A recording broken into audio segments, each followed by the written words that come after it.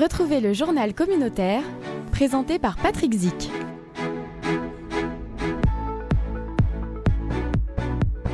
Bonjour à tous, bienvenue dans ce journal communautaire. La paracha Vayeshev et le Shabbat rentrera à 16h45 et sortira à 17h52. Journal communautaire sur la fête de Hanouka. Ce matin, nous avons reçu le Rav Eliaou El Tabé et normalement, nous avons le Rav El Grissi qui est en route. Alors, s'il vient, tant mieux. S'il vient pas, on va l'appeler au téléphone. Mais en tout cas, nous, on a prévu bien ce journal communautaire avec plein d'informations sur la fête de Hanouka. Dimanche soir, nous allons manger les beignets, nous allons tourner les toupies, nous allons ouvrir les cadeaux et surtout, nous allons célébrer cette fête des lumières.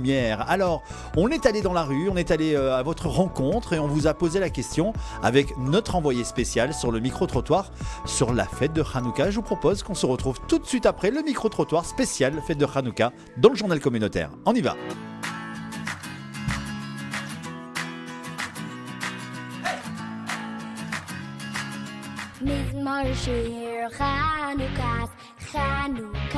C'est la lumière, c'est la fête des lumières. La fête de la lumière. C'est la fête des lumières. La fête de la lumière. C'est la lumière. La fête des lumières. C'est la joie. C'est le moment où on prend conscience que nous on est le Ham Israël et on va pas s'assimiler. Hanouka c'est bien parce que c'est le miracle et c'est la fête des lumières. La victoire des Hébreux sur les Grecs. La victoire des Hashmonaïm sur les Assyriens. C'est la joie. Un miracle de plus qu'Hachem a fait pour notre peuple. La fête des enfants par excellence. C'est diffuser le miracle. C'est la victoire des petits contre les grands. Les cadeaux, les beignets, l'ambiance. D'abord c'est le beignet. C'est la fête des miracles. Acheter des cadeaux pour les enfants et pour sa femme. La fête pour les enfants. Toujours. La réussite de la lumière sur l'obscurité. Et la bonne humeur. Un moyen de se rapprocher de ses enfants. La fête des enfants. Le 8 qui correspond à 8 bougies, ça correspond au surnaturel. Ce qui dépasse le 7 qui est le naturel. Et 8 c'est le surnaturel, donc ça montre effectivement l'éternité. La magie aussi, ça regarde. On veut nous détruire spirituellement. Nous on est toujours là en allumant les lumières. On fait les beignets. Et les beignets. Et se recentrer sur ses enfants pour les gâter. C'est la fête de tous les juifs. Un message de courage et d'espoir. Tout le monde est joyeux, chacun reçoit un cadeau. On est tous contents. En plus ça tombe souvent en hiver donc ça réchauffe. Chazak à tous pour toutes vos réponses. On peut se poser la question, pourquoi durant les 8 jours de Hanouka, on allume 36 bougies? En réalité, il y en a 44, mais on ne compte pas le shamash qui est une bougie supplémentaire. Le Rokar nous dit, on sait que Hachem a créé le Or HaGanuz, c'est cette lumière cachée avec laquelle on voit d'un bout à l'autre de l'univers. Eh bien, nous dit le Rokar, pourquoi on allume 36 bougies durant Hanouka? Pour dévoiler les 36 heures qui ont existé dans les 7 jours de la création. Il y a eu 36 heures où ont existé cette lumière extraordinaire. Et bien, grâce aux bougies de Hanouka, on peut les dévoiler. Comment on peut les dévoiler? Le Midrash nous dit que Hachem a caché cette lumière. Où il l'a cachée? Eh bien, le Midrash nous dit que Hachem l'a cachée dans la Torah, et précisément dans la Torah orale. Ce qui veut dire, quand durant Hanouka, vous n'allez pas seulement vous contenter d'allumer, bien entendu, les bougies de la meilleure manière, mais vous allez étudier la Torah, et en particulier la Torah orale, la Mishnah, la Gemara, le Shulchan Aruch, la Chassidut. Eh bien, quand vous étudiez la Torah orale, on dévoile cette lumière cachée. Et cette lumière cachée nous permet de mieux comprendre notre rôle sur Terre, notre identité, et pourquoi Hachem nous a créés. Alors, c'est quoi Hanouka? Eh bien, Hanouka, c'est l'éternité de la Torah orale et de l'éternité de notre Neshama. Chag Sameach à tous va à toutes. Eh bien voilà un micro-trottoir réalisé par notre envoyé spécial. Alors nous avons peut-être avec nous en ligne le Rav El Grissi qui est dans les bouchons et qui ne pourra pas rejoindre le studio. Et parce que oui, il est peut-être déjà dans sa caravane en train de préparer Hanouka. Yosef, est-ce que tu es avec nous?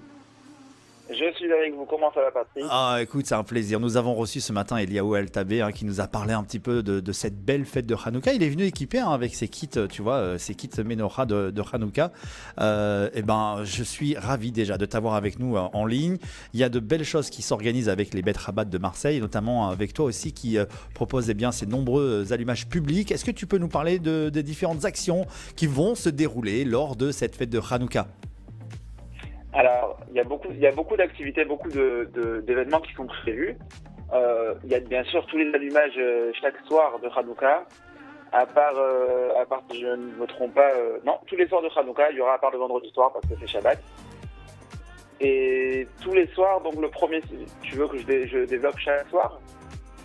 Nous, on a donc j'ai un planning ce matin que je lui ai sorti avec les allumages. Donc le dimanche 18 décembre, de toute façon, on va les annoncer. Le 18 décembre, il y a un allumage sur l'avenue Paul Claudel, je crois, dans le parking de Supercar. Parce que dimanche, il y a un événement, il y a la Coupe du Monde à 16h. Ah ouais, donc on peut pas trop rester à l'extérieur. On fait attention au niveau sécurité. Et donc, ça va se dérouler. Donc, ce premier allumage, ce sera à 19h sur le boulevard Paul Claudel, dans le parking de Supercar, en face Manicotti. Si tu seras là, tu seras présent toi aussi? J'essaierai d'être là, bien que très attaché au foot. Non, je rigole, c'est pas vrai. Mais, allez, c'est quoi ton pronostic? Allez, vas-y, on est entre nous, on est dans la famille là. 2-0. Je dirais 2-0. 2-0 pour la France. Allez, vas-y, ok. Bon, en tout cas, juste après, il y a cet allumage. Alors, il y a des activités qui sont organisées avec le Bet Rabat. Qu'est-ce que tu as organisé, toi? Alors, moi personnellement, j'ai l'allumage dans le 6e arrondissement à la place Castellane. Oui. Jeudi 22 décembre à 18h30. D'accord. Bien sûr, tout le monde est convié. Et après, avec tous les Bet Rabat de Marseille, Rabat de Marseille, on organise le grand défilé de Hanouka. Alors ça, j'adore. Parce que chaque année, on est à l'antenne, on fait le défilé. Tu seras avec nous peut-être pour ce défilé. C'est quand le défilé des voitures? Alors, le défilé, ça va être, si Dieu veut, le 25 décembre. Le 25 décembre. De Hanouka. Très bien. Voilà. Départ 17h, je crois, sur le parking du Vélodrome.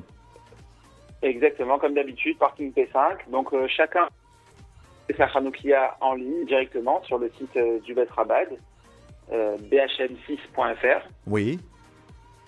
Et donc, les personnes arriveront, on leur posera la Hanoukia sur le toit. D'accord. Et on pourra commencer le défilé. Eh bien, on sera avec toi, parce que nous, on a aussi cette émission spéciale le 25 décembre.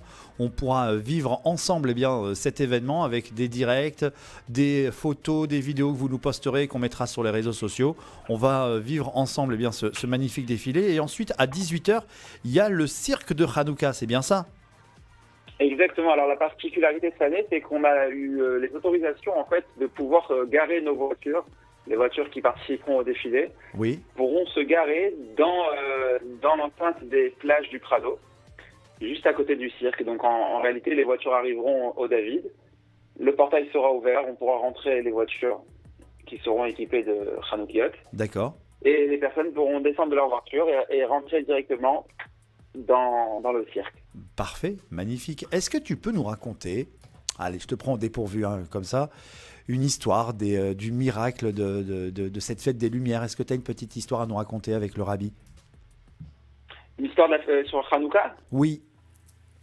Alors, je vous racontais une histoire qui c'était une des premières fois qu'on allumait à Castellane. Oui. On parle de ça il y a au moins une bonne dizaine d'années. D'accord.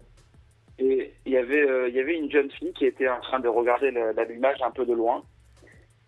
Et je suis parti m'approcher, elle était avec une copine à elle, je suis parti m'approcher d'eux et je leur ai demandé s'ils étaient juifs. Alors la copine m'a dit oui, ma copine est juive. Alors je lui ai donné une Hanoukia, c'était pas des Français, elle venait de Russie. Et du coup on a échangé les numéros de téléphone parce que comme elle était sur Marseille quelques jours, le lendemain je lui ai apporté les bougies de Shabbat, les chalotes, etc. Et on est resté en contact. Pour les fêtes, je lui ai envoyé des messages pour lui souhaiter bonne fête, etc. Elle n'était pas du tout dans la religion.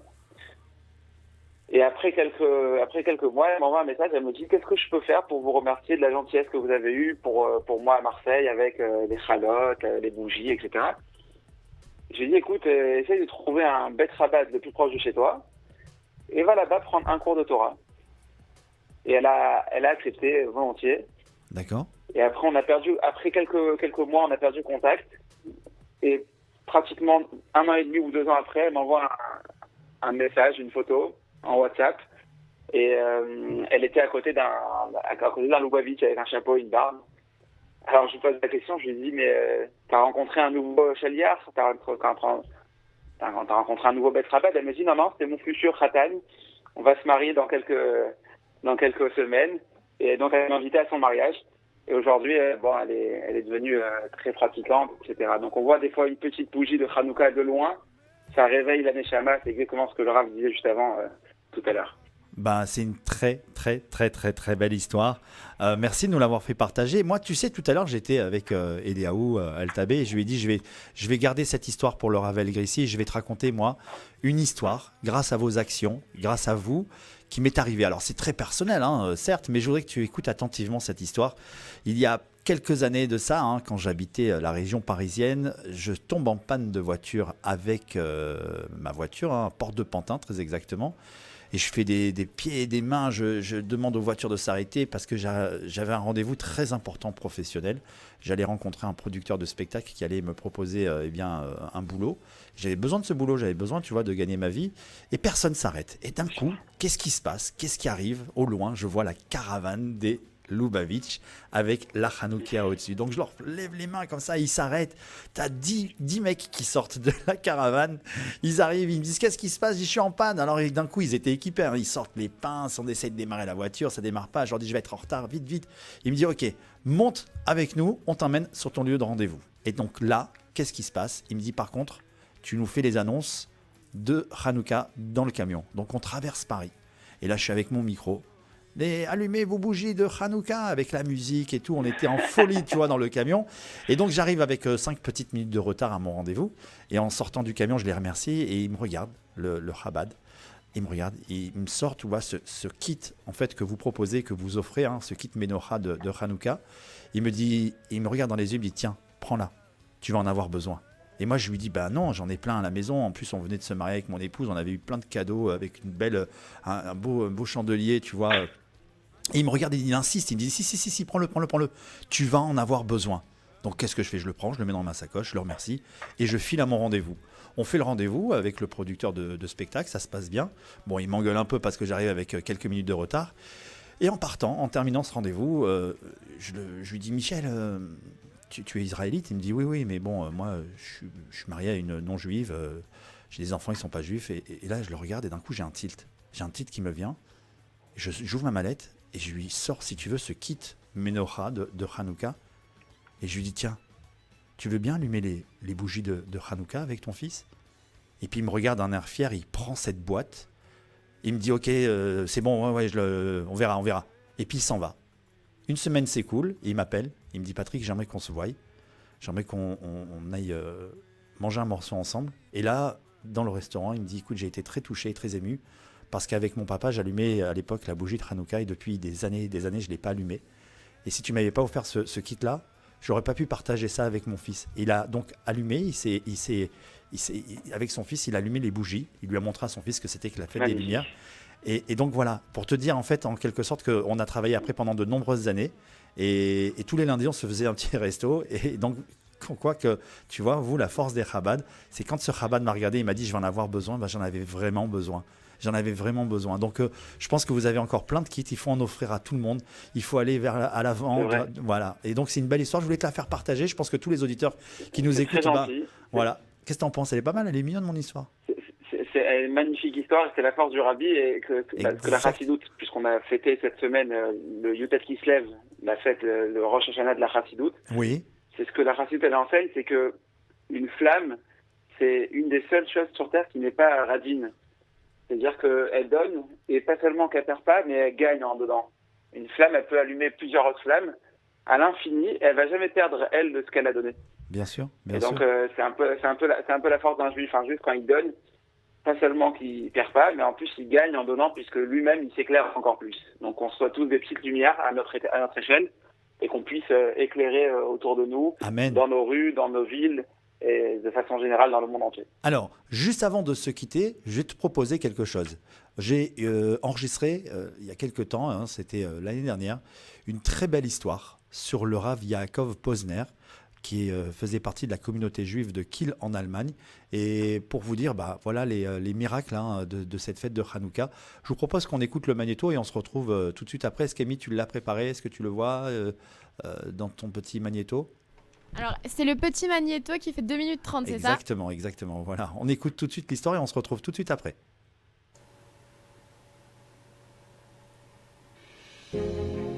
Hanouka 1932. Une photo est prise.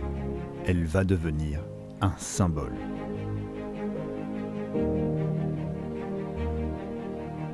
Mais que se cache-t-il derrière cette photo? Hitler arrive bientôt au pouvoir et le pouvoir nazi va bientôt s'installer, l'antisémitisme va se développer de plus en plus. Et pourtant, un chandelier à une fenêtre d'une famille juive, les Posner, va faire face à la croix gammée. Cette Hanouka appartient au Rav Yaakov Baruch Posner. C'est le rabbin de la communauté de Kiel en Allemagne. Il va s'opposer dans la presse allemande aux premières affiches interdites aux Juifs. Sa communauté lui demande de fuir avant les représailles. Le rabbin Posner, qui est un des rabbins de la communauté juive de Kiel, va réussir avec sa femme et ses 3 enfants à quitter l'Allemagne juste avant le début des hostilités, de la guerre. Et il a eu la chance de recevoir un certificat pour la Palestine britannique, pour la terre d'Israël. Et il va survivre. Il va prendre avec lui ce chandelier de Hanouka, cette Hanoukia, qui va être déposé ensuite à Yad Vashem. Sur le quai de la gare, le Rav Posner exhorte sa communauté de quitter l'Allemagne. Une majorité des Juifs de Kiel l'écoutent et quittent l'Allemagne avant qu'il ne soit trop tard. Chaque année, la famille Posner, qui a survécu, prend la Hanoukia pendant 8 jours pour allumer chez eux les bougies de Hanouka. Et ils racontent avec beaucoup d'émotion que eux, ils allument les bougies devant le drapeau d'Israël et pas devant le drapeau nazi. Son épouse Rahel Posner est celle qui a pris cette photo. Alors que leur maison est en face du siège du parti nazi, elle écrira au dos de la photo. Yehuda tombera, disent les drapeaux. Yehuda à jamais vivra. Répondent les bougies de Hanouka. Belle histoire, hein, très belle histoire que j'ai eu le plaisir de raconter. Elle est très touchante cette histoire. Est-ce que tu es avec moi? Ravel Grécy, il nous a quittés. Oui. Ah, il est là. Non, je suis toujours là. Ah, je sens que tu es ému d'écouter cette histoire. Elle est belle. Très belle histoire, oui, effectivement. Un petit mot de Torah sur Hanouka. Qu'est-ce que tu pourrais bien nous dire? Dis-nous tout. Alors, comme on a dit juste avant, du coup, la fête de Hanouka, c'est la fête des Lumières. Oui. C'est celle qui vient nous apporter la lumière dans nos foyers. Mais au-delà de ça, comme on a dit juste avant, que chaque juif, chacun, a une petite lumière en lui qui s'appelle la Neshama. Et cette Neshama, elle a pour but d'éclairer sa propre personne, mais aussi d'éclairer autour d'elle. Un juif, il doit être une lumière. En hébreu, on appelle ça Ner Le'aïr, une lumière qui va éclairer autour d'elle. Et c'est exactement la fête de Hanouka. La mitzvah de Hanoukia, normalement, doit être placée vers l'extérieur. On doit pouvoir la voir de l'extérieur. Alors, dans la mesure du possible, on la mettra à côté d'une fenêtre ou devant la porte. Oui. À côté de la mezouza, pour que l'extérieur soit éclairé, pas seulement dans la maison, mais aussi envoyer la lumière vers l'extérieur, au-delà de nos foyers. Et donc, d'être des petites lumières qui vont éclairer et qu'on va, si Dieu veut, à travers la Vat Israël, l'amour du prochain, surtout que cette année, c'est l'année du Hakel. Oui. C'est l'année du rassemblement, une fois tous les 7 ans. Et donc, cette année, c'est une année qui est très particulière, où on doit se réunir, où on doit être unis et réussir à s'entraider et automatiquement à s'éclairer mutuellement. Et avec l'aide d'Hachem, créer cette grande flamme, celle du Mashiach, qui va venir très prochainement nous délivrer, nous accompagner jusqu'à Yerushalayim, avec le 3e Beth Amikdash. Alors, les enfants vont jouer à la toupie, vont manger des beignets. Quelle est la signification de jouer à la toupie? Alors, jouer à la toupie à l'époque de Hanouka, on remonte dans l'histoire de Hanouka, les Juifs n'avaient pas le droit d'étudier la Torah. Et donc, pour pouvoir se cacher pour étudier la Torah, dès que les soldats rentraient dans les maisons juives ou dans les chédarim, dans les endroits où il y avait de l'étude, les enfants sortaient vite des toupies et jouaient pour comme si dire qu'on n'est pas en train d'étudier, on est en train de jouer. Donc c'est resté cette tradition de jouer à la toupie. Et en général, on joue un peu avec de l'argent, etc. Ouais. C'est sympa. Et les cadeaux, c'est plus une tradition ou alors c'est noté quelque part? Alors les cadeaux, c'est une tradition très récente parce qu'à l'époque, c'était pas du tout courant. Ça a été un peu pris, on va dire, ça vient pas du judaïsme au départ. En réalité, la mitzvah de Hanouka qu'on a l'habitude de faire depuis des centaines d'années, c'est de donner de l'argent aux enfants, ce qu'on appelle en yiddish le Hanouka Geld. On donne à l'enfant, par exemple, on va lui donner 10 euros, On va lui apprendre la notion de l'argent et la notion de la tzedaka. Alors, on va lui dire, voilà, il faut donner 10%, le maaser, à la tzedaka. Donc, on va apprendre à l'enfant à prendre sur ces 10 euros, 1 euro qu'il va donner à la charité, à la tzedaka.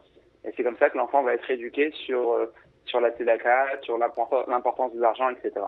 Eh bien, en tout cas, donc, c'est important de donner. Merci beaucoup. Merci en tout cas pour toutes ces informations. Je vais te laisser partir vite parce que les enfants sortent à midi de l'école. Et tu m'as dit, il faut que je me dépêche, vite. Alors, c'est vrai que les bouchons sont toujours présents à Marseille. Nous ferons un point circulation tout à l'heure avec Amy. Je te propose que la semaine prochaine, si tu es dans les parages et que tu peux nous accorder un petit moment, tu es le bienvenu à la radio, d'autant plus qu'on aura des émissions spécifiques tous les jeudis soirs, samedis soirs, dimanche soir, spécial Hanouka avec plein de cadeaux à gagner à l'antenne. Tu seras le bienvenu, tu pourras venir nous rejoindre. Shabbat Shalom, Hanouka Sameach. Merci beaucoup, Shabbat Shalom à tout le monde et Hanouka Sameach. Merci beaucoup. Voilà, Rav Yosef El Grissi qui vous propose donc de le rencontrer pour ses allumages publics. Nous, dans ce journal communautaire, on va pourquoi pas aussi proposer encore un petit reportage. Je vous propose d'écouter l'explication de cette fête de Hanouka et on se retrouve tout de suite après pour faire un petit débrief de cette fin de journal communautaire. À tout de suite sur Radio JM. Les Grecs saccagèrent le temple et interdirent aux Juifs l'étude de la Torah et la pratique des mitzvot. Après la victoire des Juifs, les Kohanim purent allumer la menorah grâce à la trouvaille d'une petite fiole d'huile n'ayant pas été souillée et qui s'avéra suffisante pour illuminer le temple pendant 8 jours. Pour perpétuer ce miracle, témoignage de l'amour d'Hachem pour son peuple, nous allumons la Hanoukia chaque année durant 8 jours à partir du 25 Kislev, jour de la victoire du spirituel sur le matériel.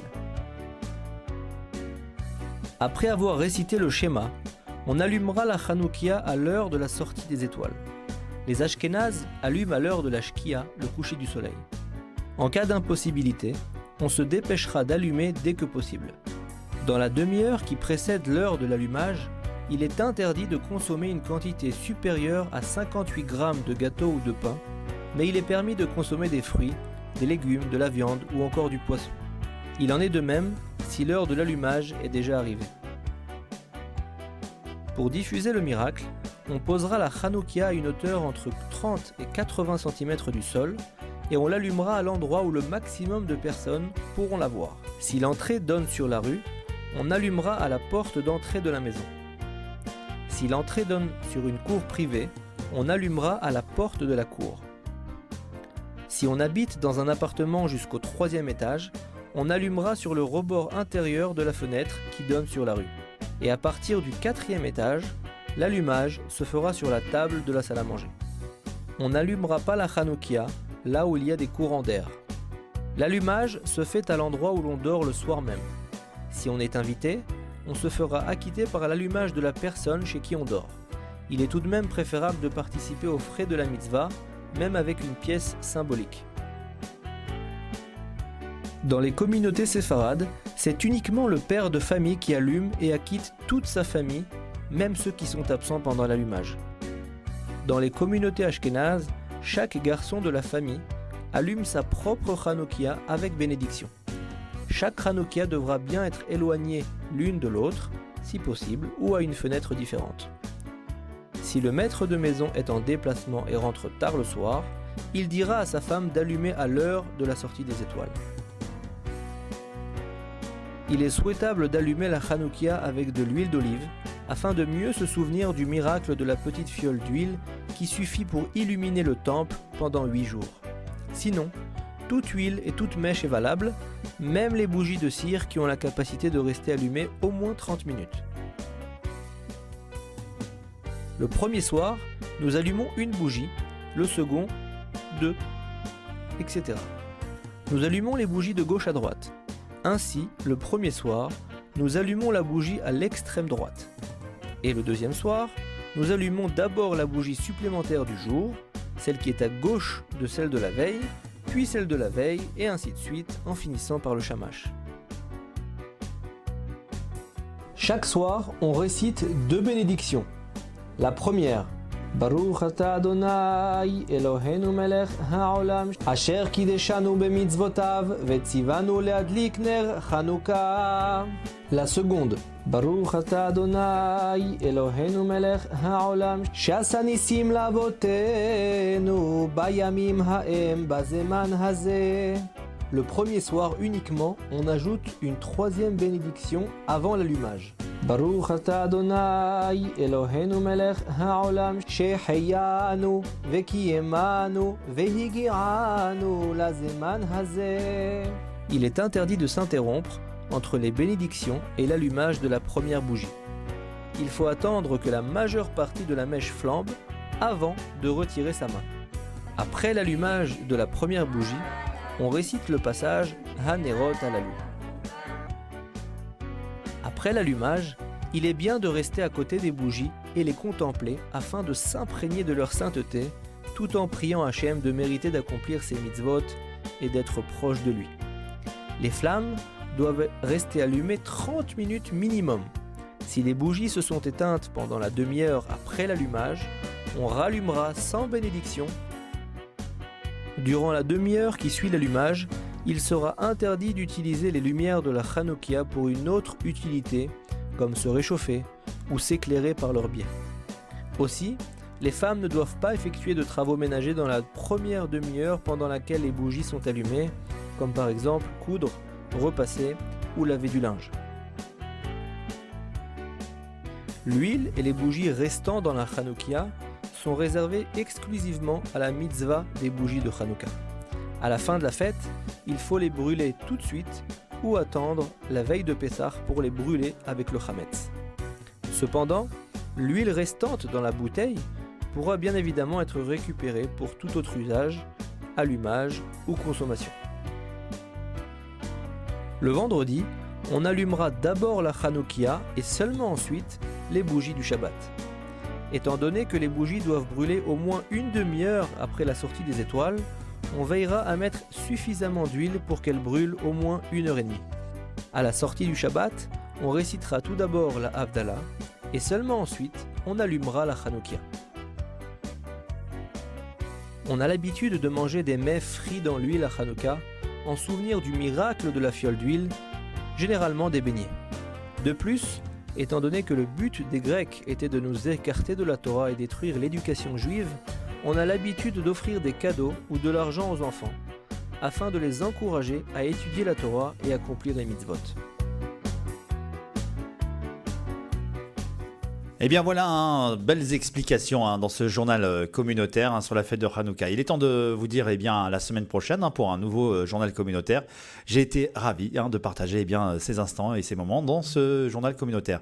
Shabbat Shalom à tous et à la semaine prochaine pour le nouveau journal communautaire.